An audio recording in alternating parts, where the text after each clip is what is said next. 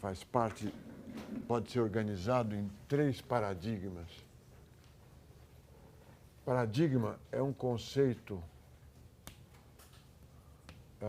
desenvolvido por Kuhn, a estrutura das revoluções científicas.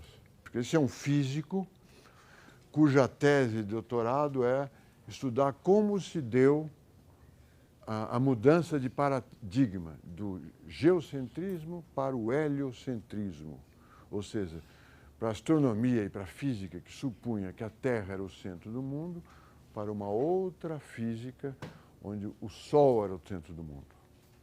A visão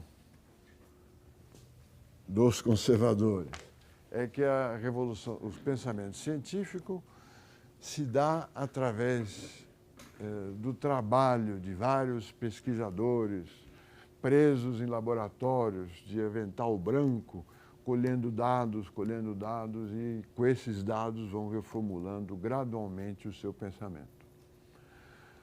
O Kuhn estuda a história da passagem do geocentrismo para o heliocentrismo e tira uma conclusão totalmente diferente.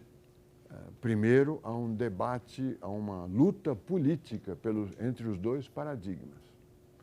Quer dizer, os heliocentristas são ameaçados e ameaçam os geocentristas. Não é uma luta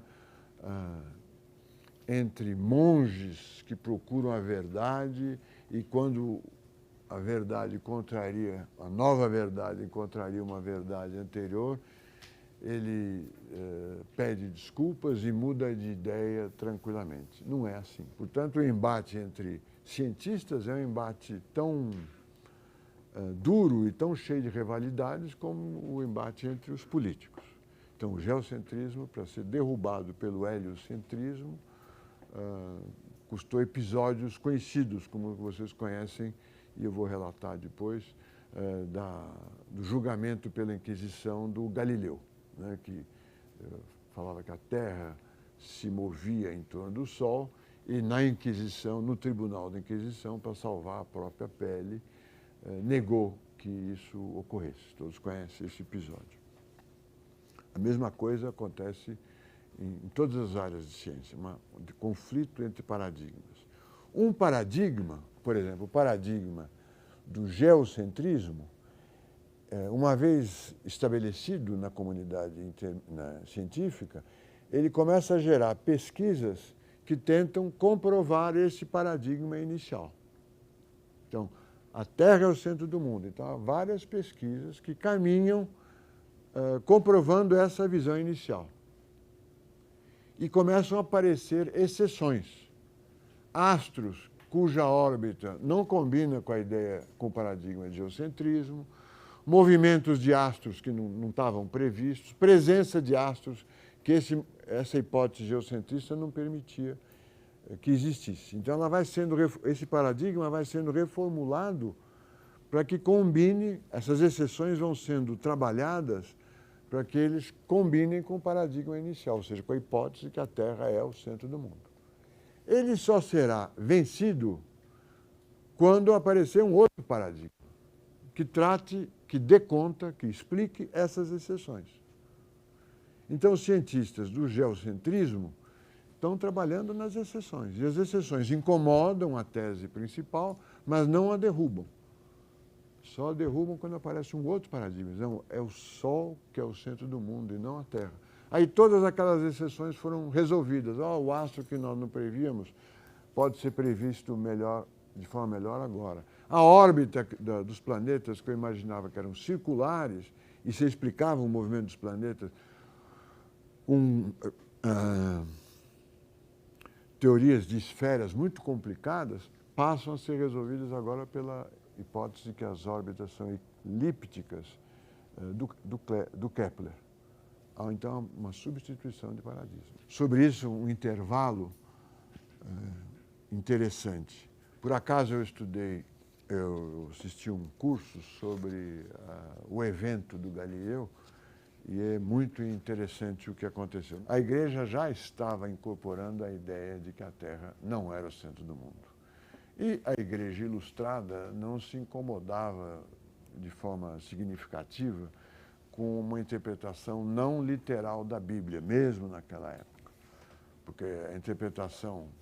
Aliás, na Bíblia não está escrito que a Terra é o centro do mundo, mas se Deus criou o homem e colocou-o aqui, é porque aqui deve ser o centro. O centro é o melhor lugar, que é uma visão humana e não divina, né? Que o centro e o que está no alto são os lugares importantes. O Galileu era amigo do Papa, e muito amigo. E o Papa era também um cientista.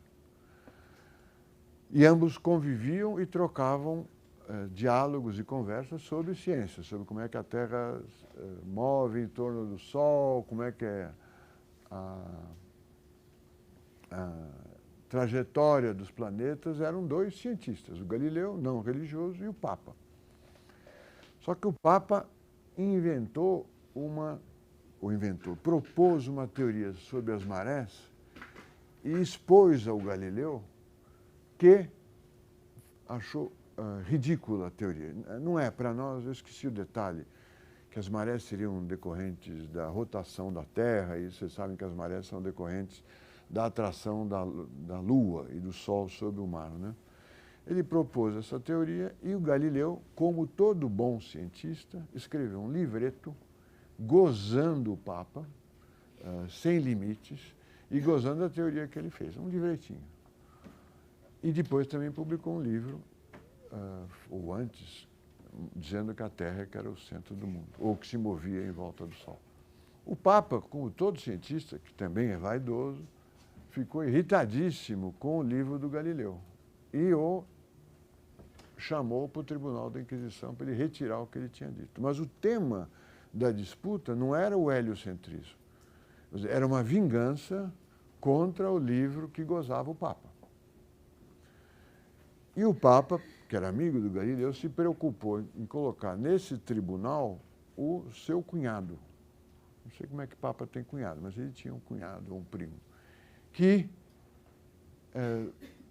tomou conta para que o Galileu não fosse levado à fogueira. O Galileu foi condenado a ficar preso na própria casa. Então, ele maneirou a vingança. Mas o episódio não é da Igreja Católica se colocando, como nós vemos no teatro e nas versões comuns da história, talvez que sejam as verdadeiras, essa é uma versão alternativa. É que o julgamento do Galileu foi motivado por uma rixa científica e uma falta de respeito ou uma gozação do Galileu com a teoria do Papa, que aproveitou o heliocentrismo para pôr o Galileu no banco dos réus. Bom, depois desse intervalo sobre a história dos paradigmas do Kuhn, esse é um livro que marcou várias gerações e ainda marca, tanto em filosofia quanto em ciência, fácil de ler, dá para comprar pela Amazon, deve existir a tradução em português. Quem gostar de ler, espero que todos vocês gostem, vale a pena ler. Nós convivemos em 3 paradigmas, como eu chamei aqui. Primeiro, Adam Smith. Vamos colocar os clássicos, né? Mill e Ricardo, que são advogados de várias formas do funcionamento correto do mercado, né? O argumento mais forte é o da mão invisível. Cada um entregue a sua própria cobiça ou ambição, procurando o máximo lucro e a máxima utilidade, acaba gerando o maior bem-estar para a sociedade. Um resultado paradoxal, uma justificativa para o funcionamento do mercado que está aparecendo aos olhos do Adam Smith, 1746, nesse período que ele está escrevendo.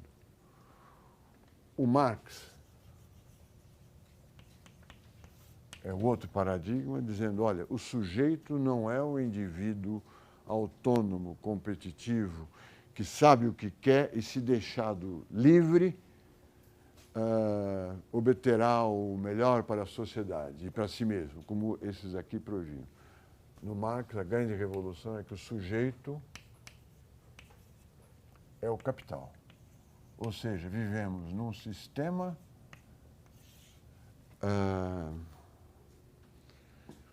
cujas decisões, ações, propósitos e valores são dados pelo capital, ou seja, pelo desejo de acumular cada vez mais, crescer, né? Queremos crescer cada vez mais. Tudo o que faz sentido nesse mundo, que o Marx está criticando, é crescer e acumular mais capital. Nós não podemos ver isso, somos, segundo Marx, somos sujeitos pré-históricos, que somos, a nossa vida, nossa visão, as nossas curvas de diferença são determinadas por esse sistema. Somos pré-históricos porque dentro desse sistema nós falamos uma língua que não é a língua da nova sociedade que surgirá, onde o capital deixará de ser o sujeito, onde não haverá propriedade individual, haverá, portanto, novos homens que falarão uma nova língua, por isso que nós somos pré-históricos, e será uma sociedade solidária, né? O ponto de vista, ou a visão dos trabalhadores é a visão universal, porque eles são a maioria da população e são os que trabalham com o seu diretamente. Esse será a origem da nova língua, do novo sistema, da nova sociedade. E aqui um terceiro paradigma, que é o Keynes, que não é contra o sistema capitalista, mas vivendo os anos iniciais do século XX, tenta salvar o capitalismo de si mesmo. O capitalismo é um sistema que funciona, cujo funcionamento, cujas características não são dadas pela soma dos nossos comportamentos individuais. Todos nós juntos acabamos produzindo um sistema que é diferente, o resultado é diferente da soma das nossas ações individuais. É parecido com Adam Smith nesse sentido. Também ele fala, cada um procura o máximo lucro, mas como vocês sabem na teoria micro, acabam tendo todos lucros igual a zero e transferindo todos os ganhos de produtividade para o consumidor, não é? Aqui também existe um sistema, e aqui um sistema muito mais amplo, né? A própria cultura que é fixada pelo capitalismo, e aqui é um sistema que precisa de intervenção, tanto monetária quanto fiscal.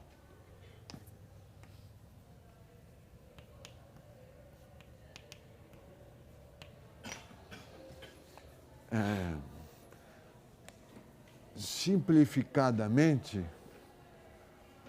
nós podemos dizer que o paradigma keynesiano é o paradigma que orienta a social-democracia. O paradigma marxista é o que orienta as propostas de revolução do proletariado comunista. E o paradigma Adam Smith, Mill e Ricardo é o paradigma que orienta as propostas libertárias de o Estado não fazer nada, não atrapalhar a nossa vida, se limitar apenas àqueles bens públicos que só o Estado pode fornecer. Segurança, justiça, só. Saúde já não é. Vejam a discussão do Medicare nos Estados Unidos. Saúde não é dever do Estado. Transporte, na Constituição brasileira, transporte é um dever do Estado. Para os libertários, de jeito nenhum. O transporte é um problema individual. Até a sua saúde é um problema individual. Se não interferir, melhor ainda. Para o nosso campo de estudo, as consequências são muito importantes. Os descendentes do Adam Smith, Mill e Ricardo propõem que não faz sentido estudar macroeconomia. Até colegas me dizem aqui na faculdade que querem acabar com o curso de macroeconomia, porque a macroeconomia é a soma dos comportamentos individuais. Então, é o livro-texto contemporâneo, que começa com o indivíduo maximizando utilidade, com risco, por um longo período de tempo, e depois é agregado e dá o modelo macroeconômico. O Keynes não, ele começa de um sistema global. A curva de uma função poupança, uma função investimento e assim por diante.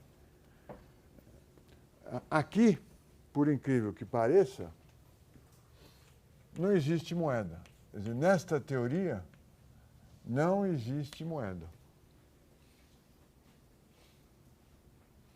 Nesta daqui, a moeda é igual ao ouro.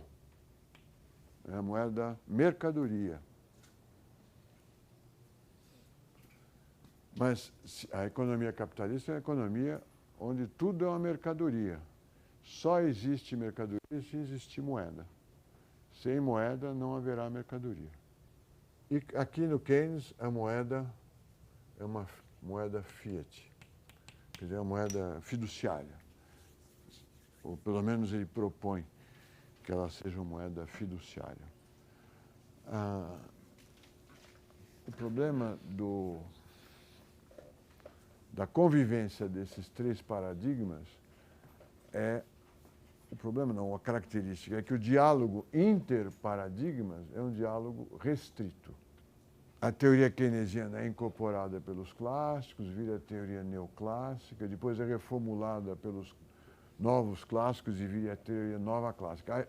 Novos clássicos, novo classicismo. Existe esse diálogo, mas ele não é um diálogo corrente, ele é um diálogo intermitente e não contínuo. Muitos economistas clássicos ou conservadores estudaram a teoria econômica do Marx para ver se ela era consistente, não era consistente, se ela tinha existência lógica correta ou não, mas são estudos que morreram. Se vocês forem a um congresso de economia da ANPEC, por exemplo, deve existir lá palestras de microeconomistas, palestras de marxistas e palestras de keynesianos ou neoclássicos e assim por diante. São corteses uns com os outros, mas não há e essa é a natureza do paradigma, não há uma tentativa de destruí-los para chegar a um paradigma único, chegar a uma teoria unificadora como existe na física. Né? A teoria unificadora é sempre a teoria do cientista que a defende, o resto é deixar de lado. E é assim, é da natureza da ciência que os paradigmas, como o paradigma é uma visão de mundo, a conversa entre essas visões de mundo é uma conversa difícil, porque ela parte de axiomas muito diferentes.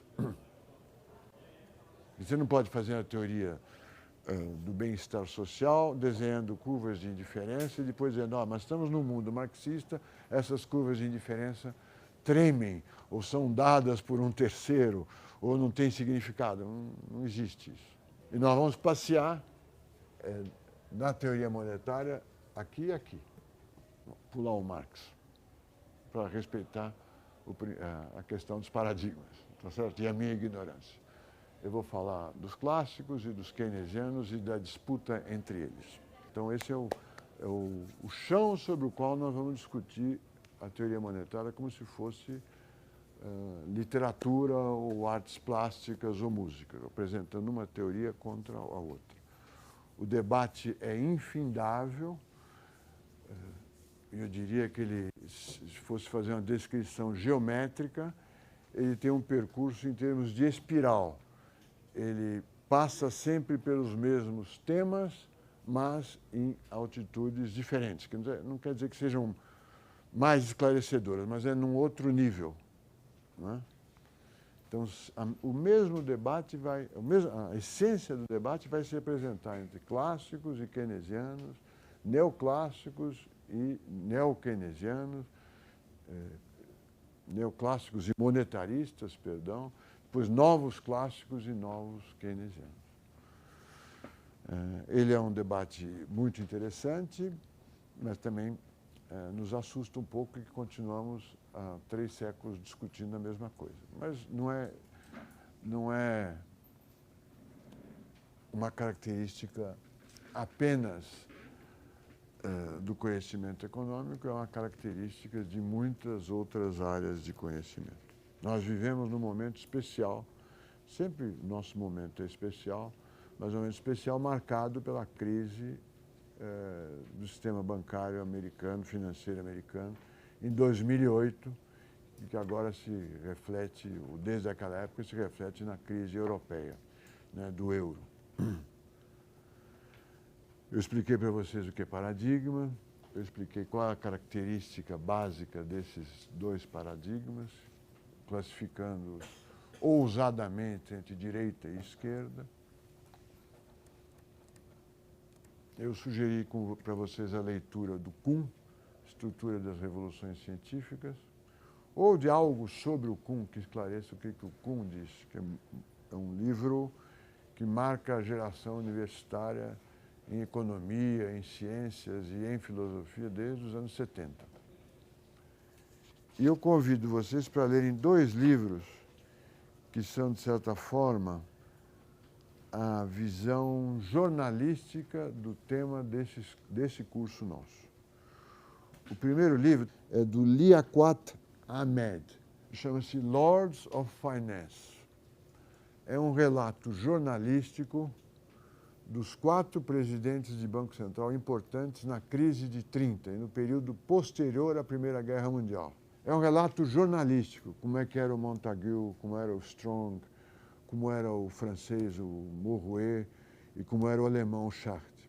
Por isso que é fácil de ler. Ele não tem teoria muito profunda e conta a vida do Montagu, que ia sempre a Nova York escondido e vai, naquela época, ia de navio.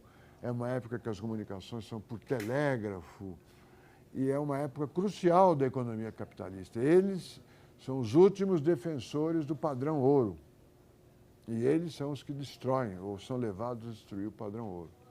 Há episódios interessantíssimos sobre o Roosevelt, que é apresentado por nós, todos nós economistas, como o salvador da economia americana durante a crise ao adotar políticas keynesianas. Vendo o relato da adoção dessas políticas, é muito divertido porque não tem nada de keynesiano. Ele conversou com o Keynes uma vez e ele se baseia, ele tem como guru um economista agrícola que escreveu teses sobre alfafa, alguns produtos agrícolas específicos. É ele que orienta o Roosevelt, que toma as medidas necessárias para tirar a economia capitalista americana da crise.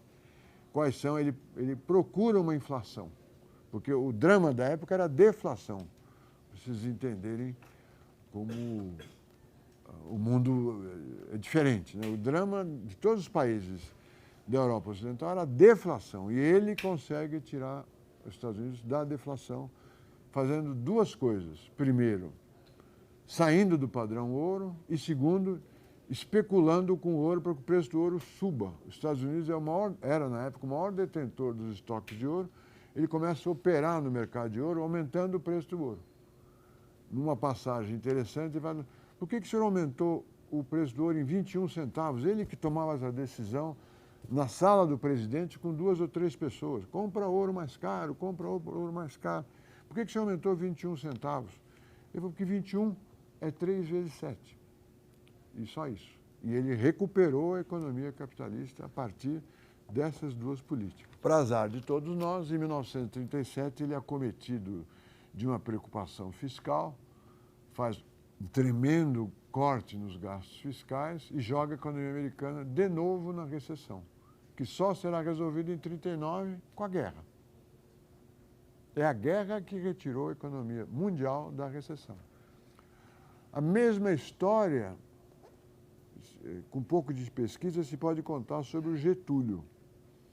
O Getúlio é apresentado no Celso Furtado e depois gera teses e contrateses como o presidente que implementa uma política keynesiana. A economia brasileira sai da crise de 30 antes do que outras economias mundiais. Como? Com déficit público e com a desvalorização do câmbio.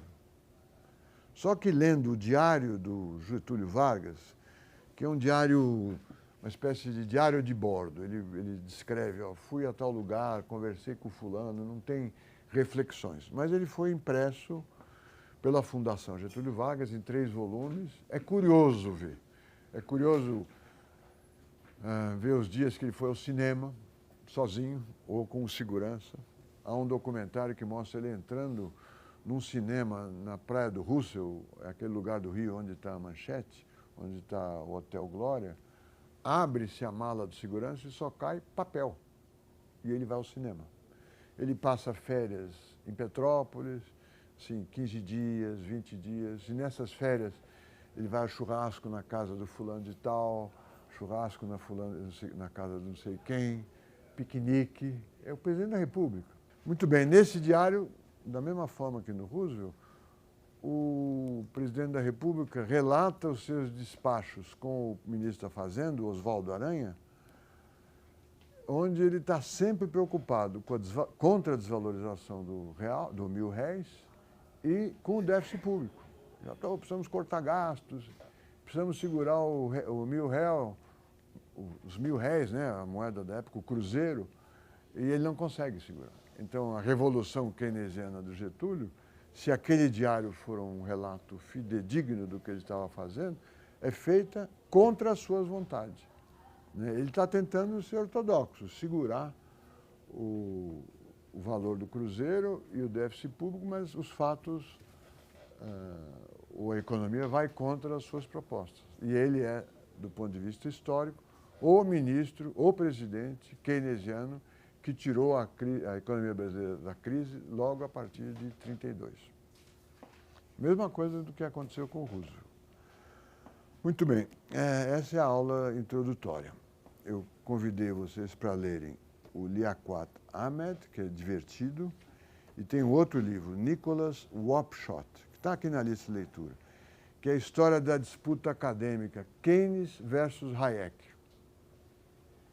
Quer dizer, dentro da Universidade de Cambridge e da London School of Economics, se trava uma luta muito forte, orquestrada pelo Lionel Robbins, que convida o Hayek para vir à London School of Economics para se contrapor ao Keynes. E o Hayek é um austríaco que fala mal inglês, mal acadêmico, assim, não é mal acadêmico, mal vendedor das suas próprias ideias, que são complicadas, e é vencido pelo Keynes. Mas depois de algumas polêmicas provocadas pelo Lionel Robbins. Também é jornalístico, também é divertido, pelo menos para nós economistas, ver tantos economistas que nós estudamos por artigos ou em livros textos, na sua vida real, onde mora o Keynes. Acho que a mulher do Robbins acabou traindo ele com, não sei se era com keynesiano, mas com outro economista, para completar a desgraça. E é uma leitura para nós como se fossem os bastidores dos artigos e das propostas que nós conhecemos de artigos de revistas científicas e de livros textos. Vale a pena ler, são muito divertidos.